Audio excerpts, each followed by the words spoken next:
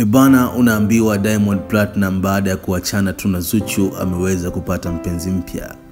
Na unaambiwa mrembo huyo anatokea kwenye nchi ya Nigeria, lakini makazi yake ni anaishi pale Toronto katika nchi ya Canada.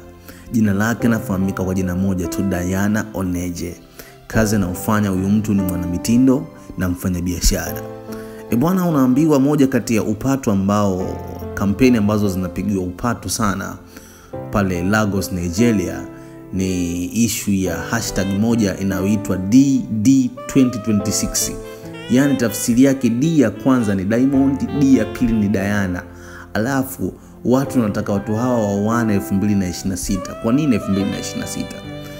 Unaweza kusema kama wa Nigeria wamekuwa wanahila sana juu ya wanaume wa Tanzania, na unaambiwa huyu manzi ndio chanzo cha Zuchu kuweza kuachana na Mondi.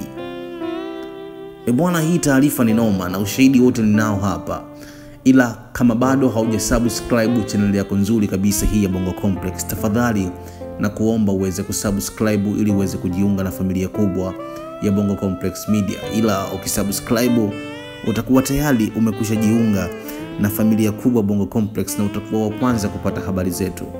Usisahau kuturn on alama ya kengele ili notification zio zinaingia pale pindi tu taarifa zetu zinapoweza kutoka. Ikumbuka kwenye harusi ya Jux kule Nigeria, watu wengi walikuwa wanaingia na couples zao hivi na hivi design fulani, lakini unaambiwa Diamond yeye aliweza kuingia na kina Divoice, kina Ommy Dimpoz kama kawaida yake, lakini baada kama dakika 10 mbele akaachana na kina Ommy Dimpoz, akaingia tena na Diana Oneje.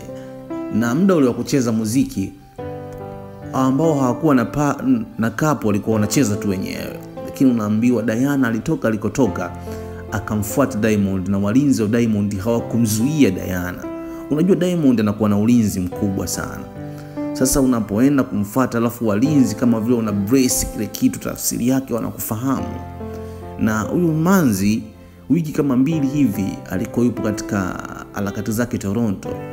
Unaambiwa Mondi naye aliingia Toronto lakini hakuposti. Yani kuna safari za wasanii wanapenda kuposti, labda ilivyokuwa Uganda, ilivyokuwa Zambia anapiga show, lakini unaambiwa aliruka Toronto chap na akageuka, na hiyo hakuweza kuposti. Iko kitu kilimkela sana Zuchu, ndio maana hata kwenye harusi ya Jux ya Dar es Salaam kwa ajili ya Lagos, Nigeria, Zuchu kuingia na Diamond kwenye ukumbi, na alionekana Zuchu kufuta ile utambulisho kama ni msanii wa WCB Wasafi na vitu vingine, vitu kama vingi.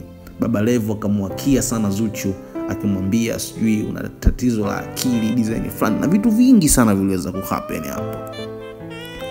Lakini nikukumbusha tu, kama bado haujasubscribe channel yako nzuri ya Bongo Complex, fanya subscribe ili uwe kwanza kupata habari zetu pindi tu zinapoweza kutoka.